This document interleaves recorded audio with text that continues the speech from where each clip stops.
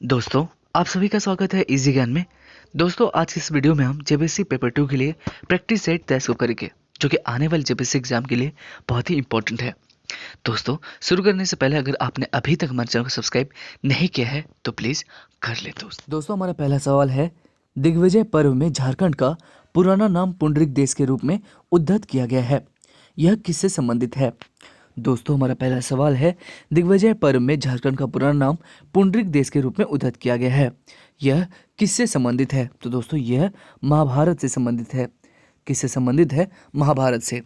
दोस्तों, महाभारत के दिग्विजय पर्व में झारखंड को पशु भूमि भी कहा गया है। दिग्विजय पूर्व में ही इसे अन्य नाम पुंडरीक देश से भी संबोधित किया गया है।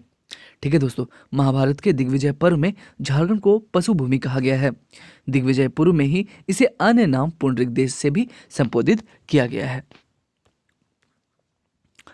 अगला सवाल है दोस्तों कि बहारिस्तान एक गैबो के लेखक ने झारखंड का पुराना नाम कुकरा देश कहा है। इस पुस्तक के लेखक कौन थे? बहारिस्तान एक गैबो के लेखक ने झारखंड का पुराना नाम कुकरा देश कहा है।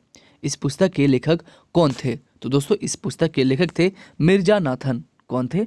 मिर्जा नाथन ही इस पुस्तक के लेखक थे, जिस पुस्तक का नाम था बहारिस्तान एक गैबो। अगला सवाल है दोस्तों, कहता है कि झारखंड के किस क्षेत्र को प्राचीन काल में नरीखंड कहा जाता था? झारखंड के किस क्षेत्र को प्राचीन काल में नरीखंड कहा जाता था? तो दोस्तों, संथाल परगना को ही प्राचीन काल में नरीखंड कहा जाता था। अगला सवाल है दोस्तों, अगला सवाल हमसे कहता है कि एंशिएंट ज्योग्राफी ऑफ इंडिया 1871 नामक किताब में दामिनी कोह का क्या अर्थ बताया गया है? एंशिएंट ज्योग्राफी ऑफ इंडिया 1871 नामक किताब में दामिनी कोह का क्या अर्थ बताया गया है दोस्तों? तो दोस्तों, दामिनी कोह का अर्थ बताया गया है पहाड़ी अंचल। क्या बताया गया है? पहाड़ी अंचल। दोस्तों, एंशिएंट ज्योग्राफी ऑफ इंडिया 1871 नामक किताब में दामिनी कोह का अर्थ पहाड़ी अंचल बताया गया है। हैनसॉन्ग ने संथाल परगना क्षेत्र के लिए क्या कहा था? तो दामिनी कोह का शब्द प्रयोग किया था। किसने किया था? तो हैनसॉन्ग ने। संथाल परगना के लिए उन्होंने दामिनी कोह शब्द का प्रयोग किया था। अगला सवाल है दोस्तों, कहता है कि फिरोज शाह तुगलक के समय शमसुद्दीन इतिहास ने सतगावा को राजधानी बनाया। यह किस पहाड़ी में स्थित है? फिरोज शाह तुगलक के समय शमसुद्दीन इतिहास ने सतगावा को राजधानी बनाया। यह किस पहाड़ी में स्थित है? तो दोस्तों, यह किस पहाड़ी में स्थित है? यह कौवाडोल पहाड़ी में स्थित है। किस पहाड़ी में? कौवाडोल पहाड़ी में। अगला सवाल है दोस्तों कि दुर्जन शाह के बाद नागवंशी महाराजा की राजगद्दी किसने संभाली? दुर्जन शाह के बाद नागवंशी महाराजा की राजगद्दी किसने संभाली? तो दोस्तों, दुर्जन शाह के बाद नागवंशी महाराजा की राजगद्दी मधुकर शाह ने संभाला। किसने संभाला? मधुकर शाह ने। अगला सवाल है दोस्तों, कहता है कि नागवंशी राजाओं के राज्यकाल में किस राजा की शासन व्यवस्था सबसे लंबी अवधि तक थी? नागवंशी राजाओं के राज्यकाल में किस राजा की शासन व्यवस्था सबसे लंबी अवधि तक थी? तो दोस्तों, नागवंशी राजाओं के राज्यकाल में फनी मुकुट राय की शासन व्यवस्था सबसे लंबी अवधि तक थी। दोस्तों, उन्होंने 83 ईस्वी से 162 ईस्वी तक शासन किया। तो दोस्तों, सबसे लंबी अवधि किसकी थी? फनी मुकुट राय की। अगला सवाल है कि ईसा की प्रथम एवं द्वितीय शताब्दी के सिक्के रांची में मिलते रहे हैं। इसे किस नाम से जाना जाता है? ईसा की प्रथम एवं द्वितीय शताब्दी के सिक्के रांची में मिलते रहे हैं। इसे किस नाम से जाना जाता है? तो दोस्तों, इसे कुषाण सिक्के के नाम से जाना जाता है। किस सिक्के के नाम से? कुषाण सिक्के के नाम से।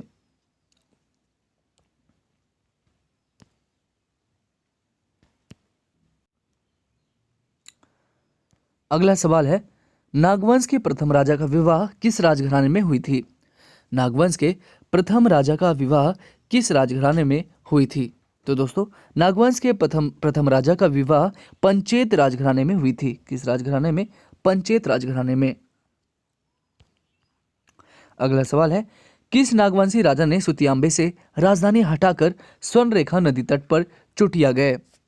किस नागवंशी राजा ने सुतियांबे से राजधानी हटाकर स्वर्णरेखा नदी तट पर चुटिया गए?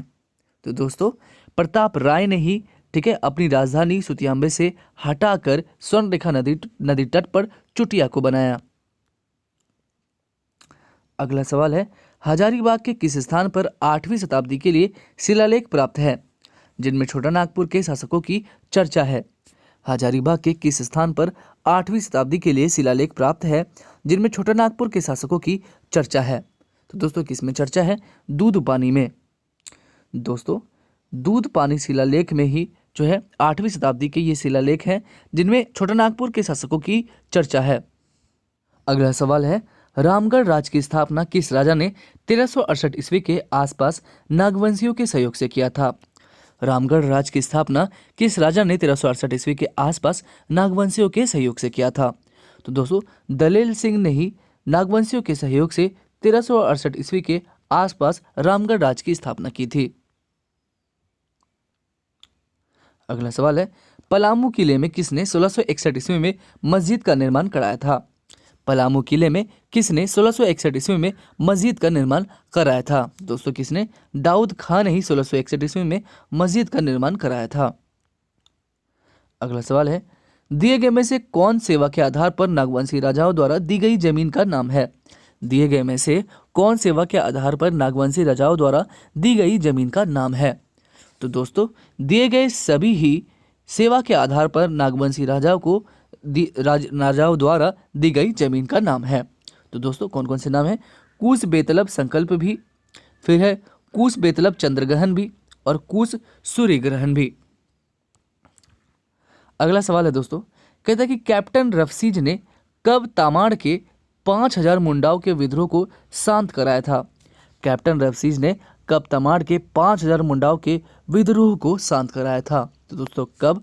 मार्च 1808 ईस्वी में ही इन्होंने कैप्टन रफसीज ने तमाड़ के 5000 मुंडाओं के विद्रोह को शांत करवाया था।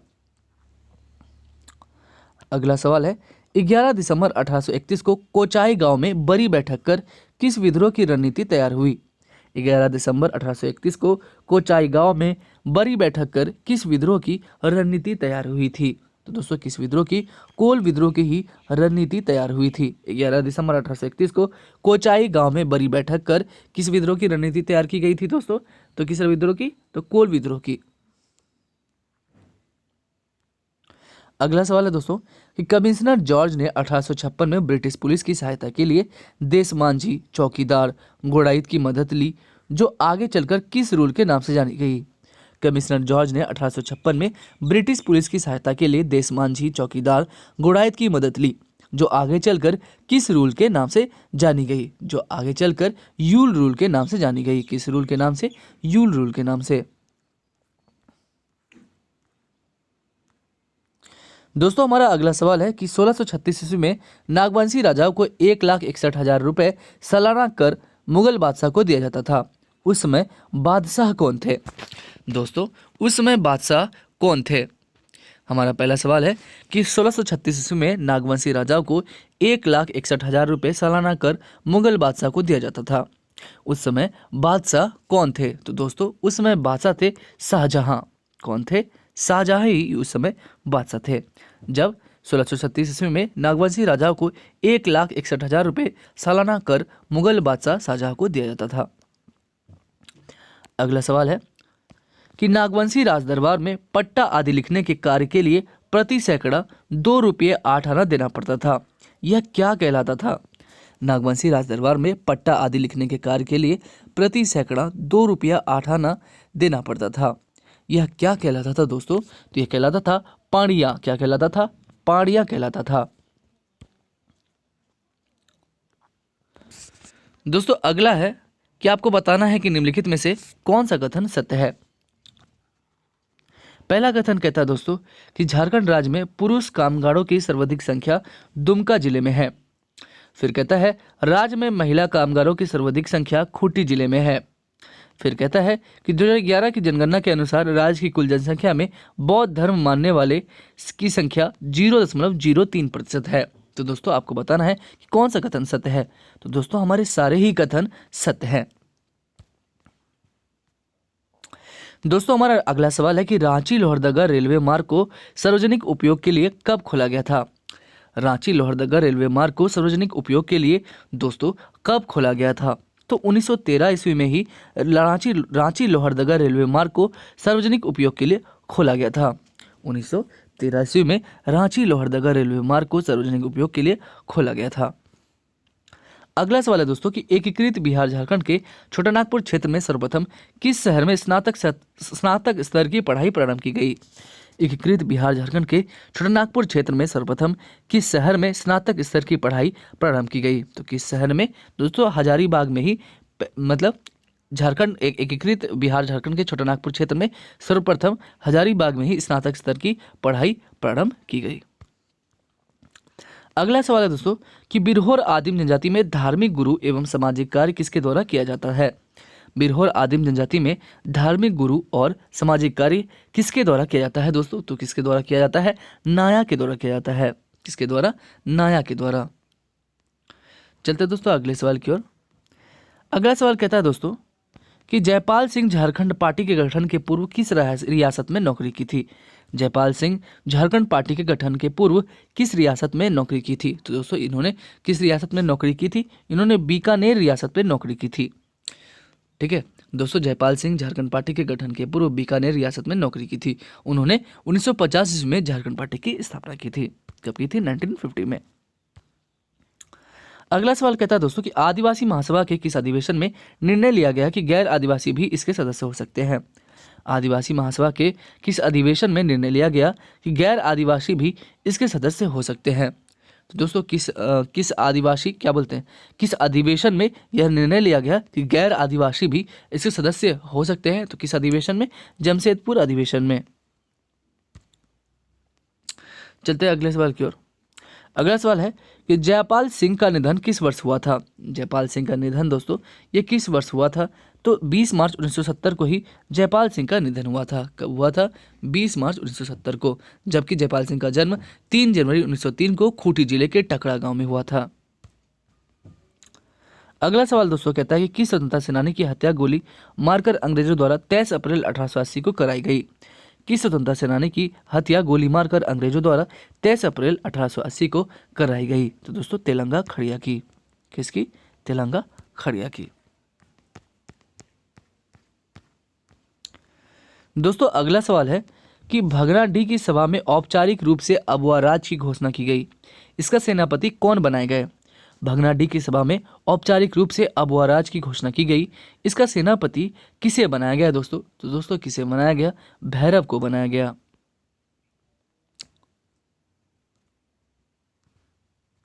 अगला है प्रसिद्ध स्वतंत्रता सेनानायक 1857 पांडे गणपत राय किस छोटानागपुर महाराज के दीवान थे? प्रसिद्ध स्वतंत्रता सेनानायक 1857 पांडे गणपत राय किस छोटानागपुर महाराज के दीवान थे? तो दोस्तों किसके दीवान थे? ये पालकोट गढ़ के दीवान थे। अगला सवाल है आकाशवाणी रांची की चर्चित कलाकार सुगिया बीहन किनका उपनाम रहा है? आकाशवाणी रांची की चर्चित कलाकार सुगिया बीहन किनका उपनाम रहा है? तो दोस्तों किनका उपनाम रहा है? ये रोजलीन लकड़ा का उपनाम रहा है। किसका? रोजलीन लकड़ा का। आकाशवाणी रांची की चर्चित कलाकार सुगिया बीहन किनका उपनाम रहा है? तो रोजलीन लकड़ा का। अगला सवाल है आकाशवाणी रांची सेंटर के उद्घाटन के समय इसके महानिदेशक कौन थे? आकाशवाणी रांची सेंटर के उद्घाटन के समय इसके महानिदेशक कौन थे दोस्तों? तो दोस्तों इनके महानिदेशक थे जगदीश चंद्र माथुर। कौन थे? जगदीश चंद्र माथुर ही इनके महानिदेशक थे। अगला सवाल है दोस्तों कि निम्नलिखित में कौन सा कथन गलत है? पहला कहता है कि मां भद्रकाली मंदिर चतरा जिले में स्थित है। फिर कहता है उग्रतारा मंदिर लातेहार जिले में स्थित है। फिर कहता है वंशीधर मंदिर दुमका जिले में स्थित है। फिर कहता है टागीनाथ मंदिर गुमला जिले में स्थित है। तो दोस्तों आपको बताना है कौन सा कथन गलत है। तो दोस्तों वंशीधर मंदिर दुमका जिले में स्थित है, यही कथन हमारा गलत हो जाएगा। चलते दोस्तों अगले सवाल की ओर। अगला कहता है कि आप जो है इन निम्नलिखित कथनों पर विचार कीजिए। ठीक है, क्या कहता है कि सापाहोर आंदोलन का संबंध संथाल आंदोलन से है। फिर कहता है कि देवघर का श्रावणी मेला विश्व का सबसे बड़ा मानव मेला है। तो दोस्तों आपको बताना है कौन सा कथन इनमें से सही है। तो दोस्तों दोनों ही कथन हमारे सत्य है। अगला सवाल है राज्य में झारखंड राज्य सेवा की गारंटी अधिनियम कब से लागू किया गया है? राज्य में झारखंड राज्य सेवा की गारंटी अधिनियम कब से लागू किया गया है दोस्तों? तो दोस्तों कब से लागू किया गया है? 15 नवंबर 2011 से लागू किया गया है। अगला सवाल है, छोटा नागपुर संयुक्त संघ ने कब पृथक झारखंड प्रांत के लिए 100 पृष्ठों का ज्ञापन भारत सरकार द्वारा बनाए गए राज्य पुनर्गठन आयोग को सौंपा था? छोटा नागपुर संयुक्त संघ ने कब पृथक झारखंड प्रांत के लिए 100 पृष्ठों का ज्ञापन भारत सरकार द्वारा बनाए गए राज्य पुनर्गठन आयोग को सौंपा था? तो दोस्तों इन्होंने कब सौंपा था? 11 जुलाई 1954 को। 11 जुलाई 1954 को ही इन्होंने सौंपा था। अगला सवाल है, सितंबर 1987 में कितने राजनीतिक एवं गैर राजनीतिक संगठन को मिलाकर झारखंड समन्वय समिति का गठन किया गया? सितंबर 1987 में कितने राजनीतिक और गैर राजनीतिक संगठन को मिलाकर झारखंड समन्वय समिति का गठन किया गया था? तो दोस्तों कितने? तो 53 राजनीतिक और गैर राजनीतिक संगठन को मिलाकर झारखंड समन्वय समिति का गठन किया गया था।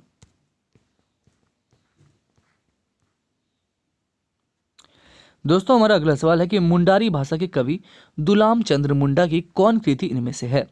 मुंडारी भाषा के कवि दुलाम चंद्र मुंडा की कौन सी कृति इनमें से है? तो दोस्तों कौन सी कृति इनमें से है? संबरू ही इनकी कृति है।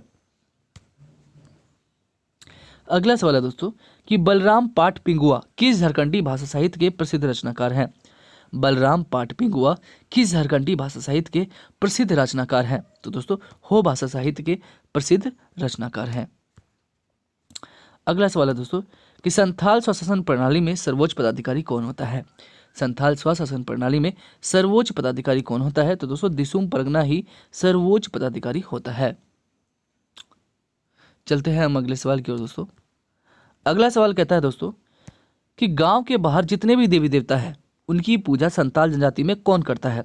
गांव के बाहर जितने भी देवी देवता हैं उसकी पूजा संताल जनजाति में कौन करता है दोस्तों? तो दोस्तों कुड़ाम नायके करता है। कौन करता है? कुड़ाम नायके। अगला सवाल है कि डोकलो में 9 गोत्रों के प्रतिनिधि साल में एक बार इकट्ठा होकर सभा करते हैं, इसका सभापति कौन होता है?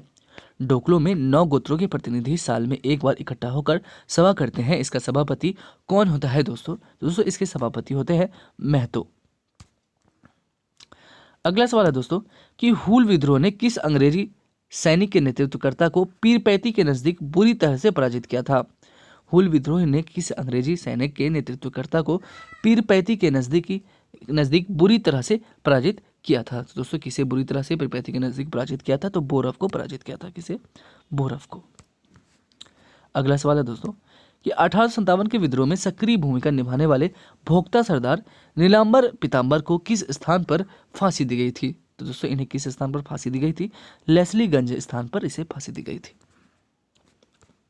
अगला सवाल है, चाईबासा स्थित बुर्जो मिशन स्कूल में किस फादर से विवाद होने पर बिरसा मुंडा को स्कूल से निकाला गया था? चाईबासा स्थित बुर्जो मिशन स्कूल में किस फादर से विवाद होने पर बिरसा मुंडा को स्कूल से निकाला गया था? तो दोस्तों किससे विवाद हुआ था? नोतरोद से विवाद हुआ था। किससे हुआ था? नोतरोद से। इसी फादर से इनका विवाद हुआ था और उन्हें बिरसा मुंडा को स्कूल से निकाला गया था। अगला सवाल है, बिरला इंस्टीट्यूट ऑफ टेक्नोलॉजी की स्थापना रांची में किस वर्ष की गई? बिरला इंस्टीट्यूट ऑफ टेक्नोलॉजी की स्थापना रांची में किस वर्ष की गई थी दोस्तों किस वर्ष? 1955 में।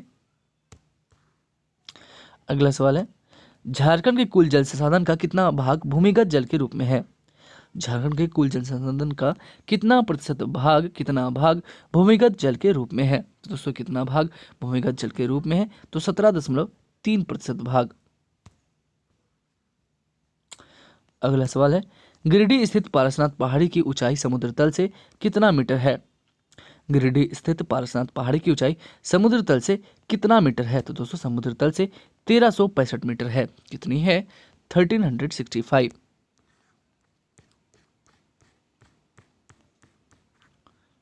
अगला सवाल है दोस्तों कि दामोदर नदी का उद्गम स्थल निम्न में से कौन है? दामोदर नदी का उद्गम स्थल निम्न में से कौन है दोस्तों? टोड़ी ही दामोदर नदी का उद्गम स्थल है।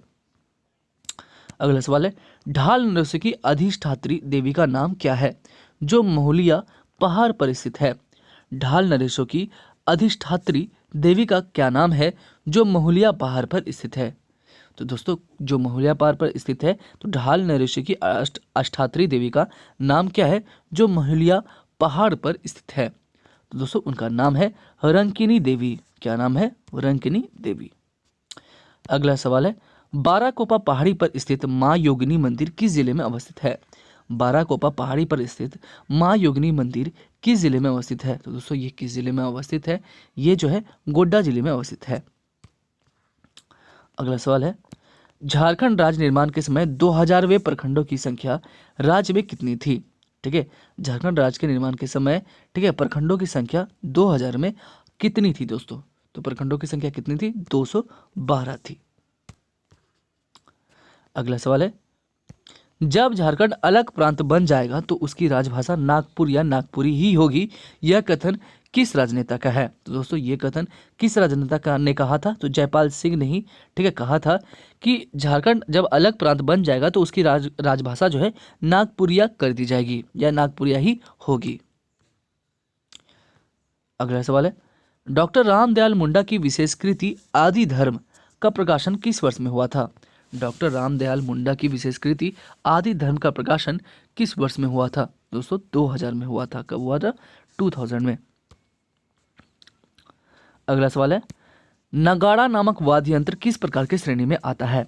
नगाड़ा नामक वाद्य यंत्र किस प्रकार की श्रेणी में आता है दोस्तों? तो दोस्तों किस प्रकार की श्रेणी में आता है? अवनद वाद्य की श्रेणी में आता है। अगला सवाल है, पावस राग में गाया जाने वाला गीत का गायन समय क्या है? पावस राग में गाया जाने वाला गीत का गायन समय क्या है दोस्तों? तो दोस्तों गीत का गायन समय है आषाढ़ सावन। कब है? आषाढ़ से सावन।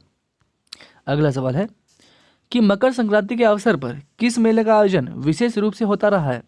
मकर संक्रांति के अवसर पर किस मेले का आयोजन विशेष रूप से होता आया जा रहा है दोस्तों? तो दोस्तों टूसू मेला का आयोजन जो है ये विशेष रूप से होता जा रहा है मकर संक्रांति के अवसर पर। अगला सवाल है कि चैत महीने के शुक्ल पक्ष की नवमी से लेकर पूर्णिमा तक कौन सा मेला संथाल परगना में प्रसिद्ध है दोस्तों? दोस्तों कौन सा मेला प्रसिद्ध है? तो बिंदु धाम मेला प्रसिद्ध है। अगला सवाल है, जनजातीय समाज में प्रचलित आभूषण सिकड़ी को किस अंग पर पहना जाता है? जनजातीय समाज में प्रचलित आभूषण सिकड़ी को किस अंग पर पहना जाता है दोस्तों? किस अंग पर? गला पर पहना जाता है। सिकड़ी को गला पर पहना जाता है।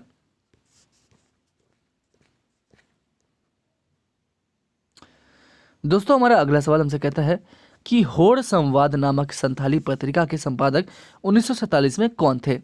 होड़ संवाद नामक संथाली पत्रिका के संपादक 1947 में कौन थे दोस्तों? तो दोस्तों कौन थे? डोमन साहू समीर थे।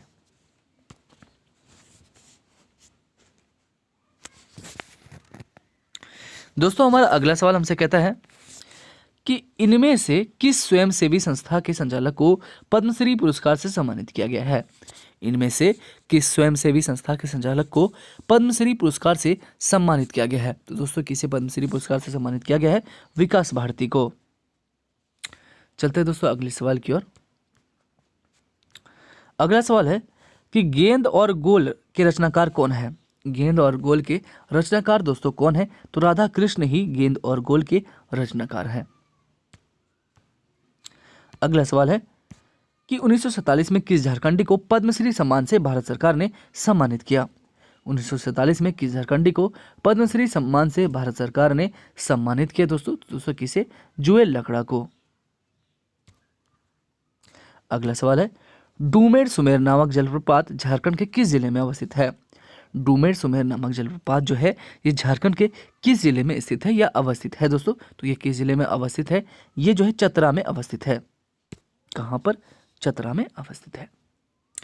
चलते दोस्तों अगले सवाल की ओर। कहता है कि रांची स्थित रांची तंत्रिका मनोचिकित्सा एवं संबंध विज्ञान संस्थान की स्थापना किस वर्ष की गई है? रांची स्थित रांची तंत्रिका मनोचिकित्सा एवं संबंध विज्ञान संस्थान की स्थापना किस वर्ष में की गई है? दोस्तों 1925 में ही इसकी स्थापना हुई है। रांची स्थित रांची तंत्रिका मनोचिकित्सा एवं संबंध विज्ञान की संस्थान की स्थापना 1925 में हुई है। चलते हैं दोस्तों अगले सवाल की ओर। अगला सवाल कहता है दोस्तों कि अंतर्राष्ट्रीय स्तर पर चर्चित खेल प्रशिक्षक शेखर बोस का संबंध किस खेल से है? अंतर्राष्ट्रीय स्तर पर चर्चित खेल प्रशिक्षक शेखर बोस का संबंध वॉलीबॉल से है। किससे है? वॉलीबॉल से। अगला सवाल है दोस्तों कि एसटी या एससी या बीपीएल एवं अन्य अल्पसंख्यक छात्राओं को पढ़ाई की ओर प्रोत्साहित करने के लिए साइकिल वितरण योजना कब शुरू की गई थी? एसटी, एससी, बीपीएल एवं अल्पसंख्यक छात्राओं को पढ़ाई की ओर से प्रोत्साहित करने के लिए साइकिल वितरण योजना की शुरुआत कब से की गई थी दोस्तों? तो दोस्तों कब से की गई थी? 1 अप्रैल 2002 से। 1 अप्रैल 2002 से ही इसकी शुरुआत की गई थी साइकिल वितरण योजना की। अगला सवाल है 1932 में बाघ की गणना किस जगह हुई थी जो झारखंड से संबंधित है? 1932 में बाघ की जनगणना किस जगह पर हुई थी जो झारखंड से संबंधित है, जो झारखंड राज्य से संबंधित है दोस्तों? तो दोस्तों बेतला से हुई थी। अगला सवाल है राज्य के बाहर तकनीकी शिक्षा प्राप्त कर रहे एसटी छात्रों की सहायता हेतु अंबेडकर तकनीकी छात्रवृत्ति योजना कब राज्य सरकार ने प्रारंभ किया? राज्य के बाहर तकनीकी शिक्षा प्राप्त कर रहे एसटी छात्रों की सहायता हेतु अंबेडकर तकनीकी छात्रवृत्ति योजना कब राज्य सरकार ने शुरुआत किया या प्रारंभ किया दोस्तों? कब प्रारंभ किया? तो 1 अप्रैल 2004 को। कब किया प्रारंभ? 1 अप्रैल 2004 को। दोस्तों अगला सवाल है कि किस वर्ष मऊ भंडार घाटशिला में इंडियन कॉपर कॉरपोरेशन लिमिटेड नाम से कारखाना खोला गया? किस वर्ष मऊ भंडार घाटशिला में इंडियन कॉपर कॉरपोरेशन लिमिटेड नाम से कारखाना खोला गया? तो दोस्तों किस वर्ष कारखाना खोला गया? तो 1927 में कारखाना खोला गया। चलते हैं अगले सवाल की ओर। अगला सवाल कहता है दोस्तों कि द्वितीय विश्व युद्ध के पूर्व विश्व के सर्वश्रेष्ठ अभ्रक का कितना % छोटानागपुर में उत्पादन होता था? ठीक है, सेकेंड वर्ल्ड वॉर के पूर्व विश्व के सर्वश्रेष्ठ अभ्रक का कितना % उत्पादन जो है छोटानागपुर में होता था? तो 80%। कितना? 80%। चलते दोस्तों अगले सवाल की ओर। अगला सवाल हमसे कहता है कि किस पेड़ से उतारी गई लाह की किस्में सर्वोत्तम मानी जाती है? किस पेड़ से उतारी गई लाह की जो किस्में हैं ये सबसे बेस्ट सर्वोत्तम मानी जाती है दोस्तों? तो किस पेड़ से? तो कुसुम पेड़ से। ठीक है, कुसुम पेड़ से उतारी गई लाह की किस्में सर्वोत्तम मानी जाती है। अगला सवाल है दोस्तों कि छोटानागपुर काश्तकारी अधिनियम के लागू होने से जनजातीय भूमि अधिकार तथा रैयत अधिकार को इतिहासकारों ने क्या कहा है? छोटानागपुर काश्तकारी अधिनियम के लागू होने से जनजातीय भूमि अधिकार तथा रैयत अधिकार को इतिहासकारों ने क्या कहा है? तो दोस्तों इसे इतिहासकारों ने मैग्ना कार्टा कहा है। क्या कहा है? Magna carta. अगला सवाल है दोस्तों कि खाद्यान्न के मापतौल के लिए परंपरागत तरीके राज्य में क्या थी? खाद्यान्न के मापतौल के लिए परंपरागत तरीके जो है राज्य में क्या थी दोस्तों? तो दोस्तों राज्य में पहला था। क्या था? पहला ही खाद्यान्न के मापतौल के लिए परंपरागत तरीका था जो राज्य में था। अगला सवाल है सड़क परिवहन में बस का इस्तेमाल पहली बार 1920 में किन किन शहरों के बीच में हुआ था? सड़क परिवहन में बस का इस्तेमाल पहली बार 1920 में किन किन शहरों के बीच हुआ था? तो दोस्तों किन किन शहरों के बीच हुआ था? रांची हजारीबाग शहरों में हुआ था। रांची से हजारीबाग के बीच जो है 1920 में सड़क परिवहन में बस का इस्तेमाल पहली बार हुआ था। अगला सवाल है कि टाटा आयरन और स्टील वर्क्स कंपनी के 1928 ईस्वी के मजदूरों के हड़ताल को तोड़वाने में जयपाल सिंह के साथ साथ और किसकी भूमिका जो है महत्वपूर्ण रही थी? तो दोस्तों और किसकी भूमिका महत्वपूर्ण रही थी? तो सुभाष चंद्र बोस की भूमिका ही महत्वपूर्ण रही थी। Tata iron steel works company के 1928 ईस्वी के मजदूरों के हड़ताल को तोड़वाने में जयपाल सिंह के साथ साथ सुभाष चंद्र बोस की भूमिका महत्वपूर्ण रही थी। सुभाष चंद्र बोस की महत्वपूर्ण भूमिका रही थी। अगला सवाल है छोटानागपुर शासन व्यवस्था में पहली बार किस शासक ने बंदीगृह का निर्माण कराया था? छोटानागपुर शासन व्यवस्था में पहली बार किस शासक ने बंदीगृह का निर्माण कराया था? दोस्तों किस शासक ने? रघुनाथ शाह ने ही जो है बंदीगृह का निर्माण कराया था। अगला सवाल कहता है कि 16 सितंबर 1963 को ले कर्नल LEG स्मिथ ने किस विद्यालय की स्थापना की थी? 16 सितंबर 1963 को ले कर्नल LEG स्मिथ ने किस विद्यालय की स्थापना करी थी? दोस्तों इन्होंने सैनिक स्कूल की स्थापना करी थी। किसकी? सैनिक स्कूल की। अगला सवाल है दोस्तों कि छव्वा नामक खेल शुभंकर किस राष्ट्रीय खेल से संबंधित है? छव्वा नामक खेल शुभंकर किस राष्ट्रीय खेल से संबंधित है? तो दोस्तों किस राष्ट्रीय खेल से संबंधित है? 34वां राष्ट्रीय खेल से संबंधित है। अगला सवाल है दोस्तों कि मकर ध्वज दारोधा को वर्ष 2011 में किस नृत्य के लिए पद्मश्री पुरस्कार मिला था? मकर ध्वज दारोधा को वर्ष 2011 में किस नृत्य के लिए पद्मश्री पुरस्कार पद्मश्री अवार्ड मिला था दोस्तों। तो किसके लिए पद्मश्री अवार्ड मिला था? तो छऊ नृत्य के लिए पद्मश्री अवार्ड मिला था, पद्मश्री पुरस्कार मिला था। दोस्तों हमारा अगला सवाल है कि एडन नहर किस नदी पर बनाया गया है? एडन जो नहर है ये किस नदी पर बनाया गया है? तो दोस्तों ये किस नदी पर? दामोदर नदी पर बनाया गया है। एडन जो नहर है ये दामोदर नदी पर बनाया गया है। अगला सवाल है कि हजारीबाग स्थित पुलिस प्रशिक्षण केंद्र की स्थापना किस वर्ष की गई थी? हजारीबाग स्थित पुलिस प्रशिक्षण केंद्र की स्थापना दोस्तों किस वर्ष की गई थी? तो 1912 में ही की गई थी, 1912 में। अगला सवाल है रामगढ़ जिला का गठन कब किया गया है? रामगढ़ जिला का गठन दोस्तों कब किया गया है? तो रामगढ़ जिला का गठन किया गया है 12 सितंबर 2007 को। कब किया गया है? 12 सितंबर 2007 को ही रामगढ़ जिला का गठन किया गया है। अगला सवाल है दोस्तों कि चीनी मिट्टी के बर्तन का अंतर्राष्ट्रीय स्तर का कारखाना कहाँ स्थापित है? चीनी मिट्टी के बर्तन का अंतर्राष्ट्रीय स्तर का कारखाना दोस्तों कहाँ पर स्थापित है? तो दोस्तों मधुपुर में स्थापित है। कहाँ पर? मधुपुर में। अगला सवाल है दोस्तों कि मिर्चैया जलप्रपात नामक दर्शनीय स्थल किस जिले में अवस्थित है? मिर्चैया जलप्रपात नामक दर्शनीय जो स्थल है दोस्तों किस डिस्ट्रिक्ट में है, किस जिले में अवस्थित है? तो ये लातेहार डिस्ट्रिक्ट में अवस्थित है। किस जिले में? लातेहार जिले में ही है मिर्चैया जलप्रपात। अगला सवाल है दोस्तों कि हरवंश टाना भगत स्टेडियम कहाँ स्थित है? हरवंश टाना भगत स्टेडियम दोस्तों ये कहाँ पर स्थित है? तो दोस्तों कहाँ पर स्थित है? रांची में स्थित है। अगला सवाल है लरका विद्रोह के नेतृत्वकर्ता बुद्धू भगत पर अंग्रेजों ने कितनी राशि रखी थी? लरका विद्रोह के नेतृत्वकर्ता बुद्धू भगत पर अंग्रेजों ने कितनी राशि इनाम रखी थी दोस्तों? कितनी राशि रखी थी? 1000 रुपये। अगला सवाल है दोस्तों कहता है कि झारखंड निवासी किस इंजीनियर ने ब्रिटेन के परमाणु संयंत्र हिक्सले पॉइंट के डिजाइन किया था? ठीक है, कहता है झारखंड निवासी किस इंजीनियर ने ब्रिटेन के परमाणु संयंत्र हिक्सले पॉइंट के डिजाइन किया था? ठीक है, तो किसने किया था? तो किसने डिजाइन किया था? तो कार्तिक उरांव ने। दोस्तों अगला सवाल है कि वर्ष 2000 में पर्यावरण मंत्रालय भारत सरकार द्वारा इंदिरा प्रियदर्शनी वृक्ष मित्र से किसे सम्मानित किया गया था? तो दोस्तों किसे सम्मानित किया गया था? चामी मुर्मू को सम्मानित किया गया था। अगला सवाल है माइकल किंडो का संबंध किस खेल से है? माइकल किंडो का संबंध किस खेल से है? तो दोस्तों पुरुष हॉकी से है।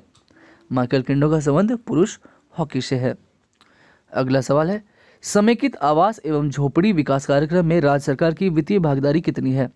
समेकित आवास एवं झोपड़ी विकास कार्यक्रम में राज्य सरकार की वित्तीय भागीदारी कितनी है? तो दोस्तों राज्य सरकार की वित्तीय भागीदारी है 20%। कितनी है? 20%। अगला सवाल हमसे कहता है कि झारखंड में राजकीय राजमार्ग की कुल लंबाई कितनी किलोमीटर है? झारखंड में राजकीय राजमार्ग की कुल लंबाई कितनी किलोमीटर है? तो 1886.4 किलोमीटर है। कितना है? 1886.4 किलोमीटर। दोस्तों अगला सवाल है कि किस वृक्ष की लकड़ियों को खौलाकर उसके रस से कत्था बनाया जाता है? किस वृक्ष की लकड़ियों को खौलाकर उसके रस से दोस्तों कत्था बनाया जाता है? तो खैर वृक्ष की लकड़ियों को खौलाकर उसके रस से क्या बनाया जाता है? कत्था बनाया जाता है।